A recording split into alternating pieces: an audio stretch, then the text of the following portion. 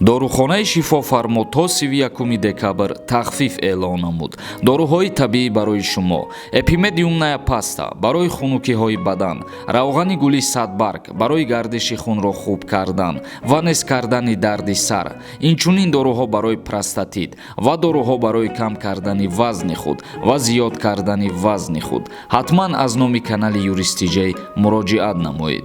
Дар фурудгоҳи Дамадед ва видеоҳошон ҳаст. бинед ки ҳар коре ки мекунем ба манфиати шумо боша.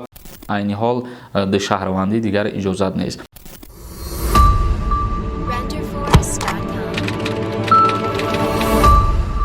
ассалому алайкум ба ҳама тамошобинони барномаҳои Сорбон Сафаров, барномаҳои канали Юристиҷей.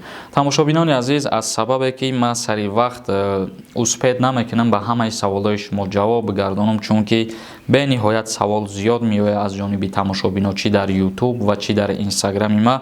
ба ҳамин хотир як услугаи нав ва бо як кас ҳамкории нав мо оғоз кардагӣ ҳастем. Консултатсияи онлайн ба шумо мерасона. Рақамҳое ки дар рӯи экран ҳаст, дар ин рақамҳои WhatsApp бинависонен. Ягон савол ё ягон мушкилӣ дошта бошен, дар ҳамин муроҷиат кунед, ба шумо кӯмак мерасона ва роҳи ҳалли проблемаи шуморо мефаҳмона. Ногуфта намона ки ин бародарам ҳуқуқшиносай ва консултатсияш платняйнеки. Ахбороти имрӯзаи мо: паёми президенти ҷумҳурии Тоҷикистон ва тағйирот дар қонунҳои муҳоҷират.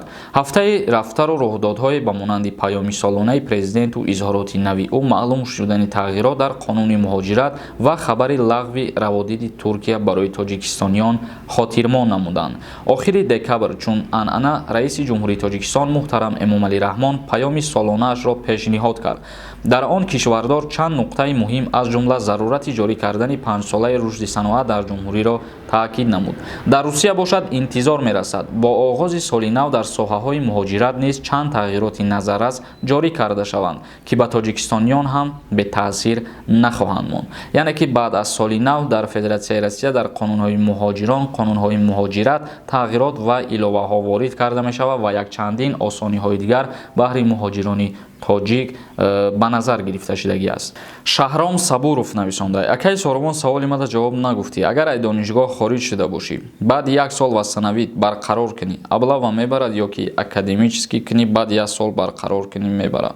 дар ҳолате ки ту аз донишгоҳ хориҷ мешавӣ бе академический отпуск, аллакай ту шахсияте ҳастӣ ки номат барои хондан дар ягон ҷо вуҷуд надорад ва ҳақ доранд ки тура ба хизмати ҳарбӣ сафарбар кунанд. дар ҳолате ки ту агар академически кардагӣ бошӣ, дар ин ҳолат не хушбахтона ки ба хизмати ҳарбӣ даъват карда намешавӣ. нафароне ки аз дарди сутунмуҳра ва дарди буғунҳо ё бемориҳои занона ва мардона ё бемориҳои ҷигар азият мекашанд, пас ба доктор Анвар муроҷиат намоед. доктор Анвар дар Федератсияи Россия шаҳри Екатеринбург кор ва фаъолият мекунад. табобат бо доруҳои гиёҳӣ арзон ва дастрас мебошад. ба рақамҳои рӯи экран ё ба инстаграми доктор муроҷиат кунед. Мирали Сафиаллоҳ нависонда: салом алайкум акаи Сорбон, агар депорт бошӣ, ному насабта алиш кунӣ, Россия рафта метавонӣ, илтимос ҷавоб тен. ман дар ҳамин мавзӯъ як видео кардани будам. бениҳоят саволи хуб додаям бародар ки мара хотиррасон карда ёдам зад, чунки мавзӯъ кардани будам аёдам мебиромад. касое ки ному фамилияшона иваз мекарданд ё касое ки то ҳол ному фамилияшона иваз карда ба Россия сафар карданиянд, хоҳиш аз ҳамаи шумо ки дига ба ҳамин кирдор даст назанед, чунки дар шабакаҳои интернетӣ хитон дидастем ки вазъияти муҳоҷироне ки бо тариқи иваз кардани ному фамилия ба Россия сафар мекунанд чӣ гуна ва дар чӣ ҳолат қарор дорад. дар YouTube бизанен ами тақрибан 3-4 рӯз пеш бародарои тоҷик як гурӯҳ ба Россия сафар карданд ва дар фурудгоҳи Дамадед ва видеоҳошон ҳаст. бинед ки дар чӣ вазъият қарор доранд. яъне мақсади гап ҳамие ки касе ки ному фамилияша иваз мекуна, мисол мегирем, агар шумо ба ному фамилияи пештаратон гаштугузор мекарден ва ҳуҷҷатторикунӣ рафта отпечатки палси мондагиен ва лицотона сканер кардагиен, ба шуморо депорт кардан ба Тоҷикистон омаден, ному фамилиятона иваз ки карден, рафтен дубора ай шумо отпечатки мегиранд, рӯтона сканер мекунанд, баъдан боз маълум мешавад ки ту ҳамун шахсияте ҳасти ки тура депорт кардагианд, тура манъ кардагианд ба Россия омаданаву, лекин ту ба роҳи ғайриқонунӣ номунасабта иваз карда боз сафар кардагӣ ба Россия. Ба ҳамин хотир чанд бародароро аллакай мо дидем ки ҳамин кирдорҳода даст задагианд, обратно гардондестаншон да ҳамун аэропорт хован, обратно ба Тоҷикистон роҳишон мекунанд. Ба ҳамин хотир ин кирдора ба вуҷуд наёрен. Хушбахтона ки Федератсияи Россия 120 000 муҳоҷири тоҷика авф кард. Тоҷикистон ба пеш нависонда. Акаҷон саволи мада ҷавоб нагуфтӣ. Илтимос ҳамин саволи мада ҷавоб деҳ. Мигратсиони карта работа навиштагӣ боша, регистратсияи 3 моҳа буд шидагӣ боша, патент спорида метавонӣ. Илтимос ҷавоби прате. Бародари азиз, дар ҳолате ки мигратсиони картаи работа навишондагӣ ва ту регистратсия дорӣ, барои буд шидани регистратсия тақрибан 10 рӯз вақт мондагӣ ё 5 рӯз вақт мондагӣ. Ту да ҳамин муҳлат агар рафта патент биспорӣ, албатта ки ба кор меояд. Вале пас аз буд шидани регистратсия ту наметавонӣ ки барои патенти хита падават кунӣ.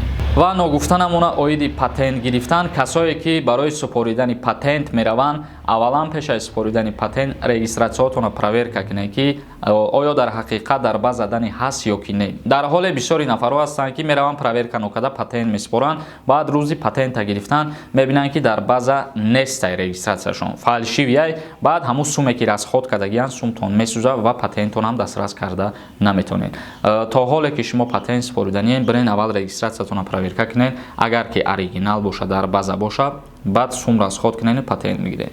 Кулок нависонда. Ассалому алайкум ака, як савол дорам. Дар Тоҷикистон ду шаҳрвандӣ иҷозате барои ҷавоб пешакӣ раҳмат.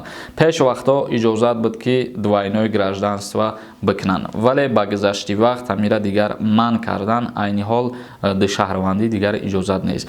Касе ки пеш кардагӣ буд, касе ки пеш двойное гражданство гирифта буд, о шахсиятҳо ҳастанд, то ҳозира мақсад ҳамун паспортҳошон қатъӣ мегарданд, вале айҷа пас мумкин нест ду шаҳрвандӣ. Шероз Ҳоҷиев нависонда. Ака ростае ки баъди соли нав ай 27 сола поёна Русия намемонанд? Не бародар, ҳамин гап ҳама 100 бор шид гуфтаистам ки бисёри нафарҳо мегӯянд ки касе ки мақсад хизмат кардагӣ нест, ура аэропорт намемонанд гузаштан. Касе ки хизмат кардагӣ нест, ура зан гирифта намемонанд, ё касе ки хизмат кардагӣ нест, ура загран гирифта намемонанд. Ҳамаи гапҳо дурӯғ. Маҳмуд Тоиров нависонда. Салом акаи Сорбон, ман 11 январда 18 сола мешавам. Патентспори рӯзи 11-рам ё 12-ам. Бародари азиз, қонунгузории Федератсияи Россия барои супоридани патент барои шаҳрвандои хориҷӣ аз 18 солагӣ иҷозат додагӣ аст. Дар ҳоле ки 18 сола шидӣ, метавонӣ ки барои патент ҳуҷҷат биспорӣ ва дастрас кунӣ. Дусумрод Раҷабов нависонда. Салом алайкум ака, мегӯям баъди 15 январ ай Тоҷикистон омада наметавонӣ, ростае? Ҳамин гап. Ман подписчиктам ака. Раҳмат барои подписчик будан, леки бародари азиз, гап ягон асос надорад, дурӯғ гап. РО нависонда. Салом алайкум Сорбон бародар, намешава ягон одами соз хуб рост қатъӣ барои ҳамин регистратсия ҳамкорӣ кунен? Чӣ хел бугум? Як одами регистратсия кун, биёвен ҳамкорӣ кунен, фалшивӣ набошад. Бародар ҷон, як фикр мекунен ё не? Мегуфтен мешид, бисёр хуб мешид. Ягон роҳ надошта боша, неста ягон одаме ки ҳамин чизоро ба назар бигирад, мебинанд, мефаҳманд, гӯё ки чиза надиданд ё нашниданд. Коргарои Тоҷикистон қатъӣ коргарои Москва гапзанон кунанд, намешава, ягон роҳ надорад. Безор шиданд муҳоҷиро, ай дасти ҳамин хели мошеннико. Дур намерем, якташ худатон Сорбон фиребтон када ку чандин одаморо ҳамин хел мекунанд, ай пушти як регистратсия депорт чанқа кашокаш мекунанд. Илтимос бародари азиз, пешниҳоди хуб мондаӣ, вале ман кӯшиш кардастам ки ҳар услугае ки ба муҳоҷирон связания тааллуқ дора, ман ҳамун услугаҳоро дар канали худам бимонам. Чӣ хеле ки услугаи проверкаи документ мондагием, ози услугаи онлайн консултатсия мондагием, боз одами дастойни, одами боваринок биёвон, ҳамин услугаро мемонем ки регистратсия торӣ мекунем. Ҳар чизеро ки мо пеш гирифтем, баъдан боз ба шумо видео мекунем, мефаҳмонем. Иншааллоҳ ки рӯзои наздик услугаи регистратсия кардан ва услугаи билет фурӯхтану мақсад справкаи беморӣ тайёр карданам ворид мекунем дар канал. Интизор бошен шумо, кӯшиш мекунем ки ҳар коре ки мекунем ба манфиати шумо боша ва кори шуморо осон кунад. Бародарони азиз, барномаро ҷамъбаст мекунем ба ҳамӣ. Ягон саволи иловагӣ боша метавонед дар комментария бинависонед. ё ки агар дар комментария саволотонро ҷавоб нагирифта бошед, метавонед ки дар инстаграми ма бидурен саволотонро роӣ кунед. Мо кӯшиш мекунем ки сари вақт ба ҳамаи шумо ҷавоб гардонем, лекин моро дуруст бифаҳмед, успед намекунем яку як бора ба ҳама ҷавоб гардонем, чунки бениҳоят савол зиёд меояд, бениҳоят бисёр менависонанд. Ба ҳамин хотир ҳар вақте ки мо вақти холигӣ дарёфт кардем ҷавоб мегардонем, чи дар ютуб ё ки чи дар инстаграм ба ҳаматон. Худованд ҳамаи мо шуморо нигаҳбон бошад то барномаҳои дигар.